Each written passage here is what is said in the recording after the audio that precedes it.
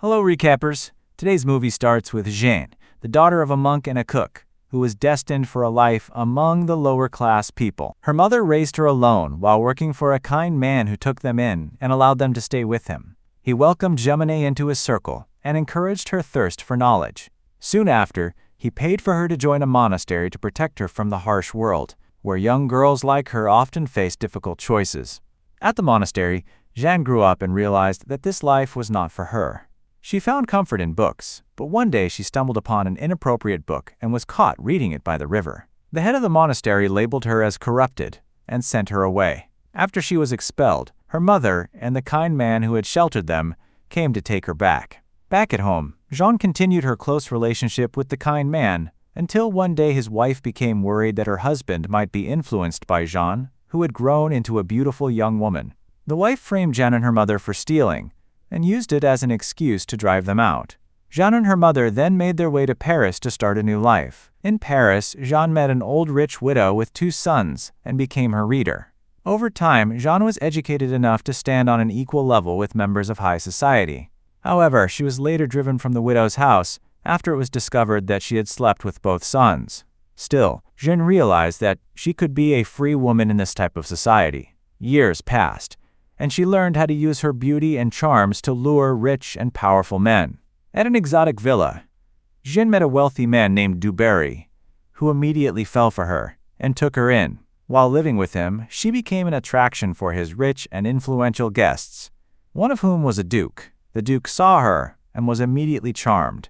Later, he asked Dubarry to send Jeanne to the king, arranging it so it looked like a chance meeting. Dubarry told Jeanne about the plan, but she initially chose to stay because she cared for his son. Eventually, he convinced her, and she met the duke.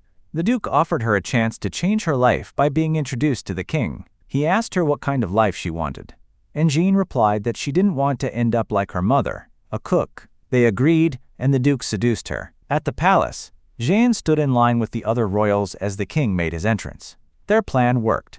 The king stopped and noticed her immediately, captivated by her beauty. Later, one of the king's aides came to Jeanne's home to announce that the king wished to see her immediately. The aide paid them a hefty sum, and Jeanne, despite the short notice, agreed to go. She was given a black robe to conceal herself on the way to the palace. At the palace, Jeanne was examined and questioned about any illnesses, but she passed the test. Then, the king's aide instructed her on how to behave with the king. Amused by her attitude, the king welcomed her. He asked her to let her hair loose, and they soon became intimate. The next morning, Jeanne was taken to a secret room where she observed the king's daily activities. The king kept glancing toward her, clearly entertained by her presence. He later gave her a necklace and asked her to stay with him. Jeanne accepted. Time passed, and Jeanne became more secure in her position with the king. She was eventually married off in a quiet ceremony to Dubarry, arranged by the king's aide, in order to legitimize her place at court. After the wedding, Jeanne was formally introduced to the palace society. Despite strict instructions about etiquette, Jeanne often behaved boldly and with humor, which both shocked and fascinated the court. One day, at dinner, the king presented her with an unusual gift, a young African boy named Zamor. Though the gesture startled many, Jeanne took him under her care. She and Zamor grew close, and they were given their own place and servants in the palace. Jeanne loved her new life, though she faced constant ridicule from the king's daughters and members of the court.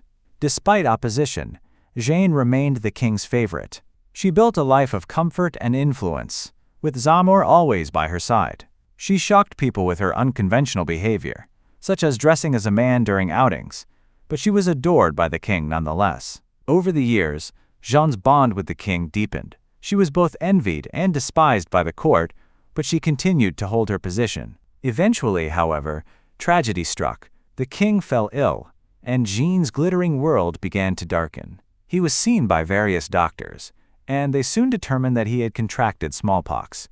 The king's aide informed Jeanne, who looked saddened. She asked if the king knew, but the aide replied that if he did, the shock would kill him. He also warned her that if the king died, she would be in danger, because the royal family would chase her away. Later, the heir and his fiancée Marie tried to meet with the king, but they were turned away by the aide, since the disease was contagious. The heir insisted that he wanted to see his grandfather, but they still refused. Eventually, the king's children all knelt at his bedside, including Marie, covering their noses as they prayed. The king's aide was also present when he noticed the bumps on the king's face. The king quickly asked for his mirror, but they hesitated, not wanting him to discover the truth. Still, the aide reluctantly handed it over. Once the king saw his reflection, despair overcame him. Knowing his time was short, he ordered that the candle be lit, a sign to all that the king was gravely ill and would soon die. When the candle was placed on the balcony, the news spread, and his children wept. Realizing her own time at court was ending, Jeanne went to her room and began packing all her belongings, including the special ring the king had given her. Her aides and servants loaded boxes of clothes into a carriage. As she prepared to leave, the royal family muttered with relief at her departure. But suddenly, Jeanne turned back and ran toward the palace. At the entrance to the king's chambers, she begged to be let in to say goodbye. The royals refused, insisting she had already taken her leave. Fortunately, the heir to the throne spoke up and ordered them to allow her inside. In the chamber, Jeanne broke into tears and held the king one final time. At last, she confessed that she loved him. The king smiled and told her she had finally said it for the first time. As they parted, Jeanne playfully mimicked the way the aide had once taught her to exit the king's presence without turning her back. She smiled, then covered his face gently. Outside, she bowed to the heir, who had always treated her kindly, and thanked him. At the carriage, Jeanne said goodbye to her family and finally embraced the king's aide, one of her truest friends. He too wept as she departed. Meanwhile, the king spent his final moments with holy men, renouncing his scandals so that his soul might be cleansed. Beside him were his old friend and his loyal aide. He thanked them both, calling the aide his friend, words that brought the man to tears once again. Moments later, the aide noticed the king had fallen silent. Placing his hand over the king's mouth, he realized the king had passed.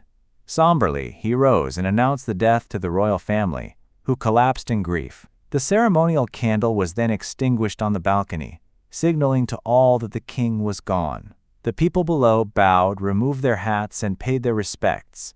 An announcer declared the king's death before switching his hat and proclaiming, "Long live the king." At once, the crowds rushed to the heir, who was now King of France. He and his wife Marie prayed as members of the court bowed before them. The aide returned to the king's chambers and sat beside his departed friend one last time. As for Jeanne, she went back to the monastery with her attendants and envoys. She was allowed entry only after being given a cup of water, a symbolic gesture of forgiveness. Yet because of her scandal, she was imprisoned there for 1 year, and that's how our story ends. What did you think about the ending? Let me know your thoughts in the comments below. If you enjoyed this recap, don't forget to like, subscribe, and hit the bell so you don't miss our next breakdown.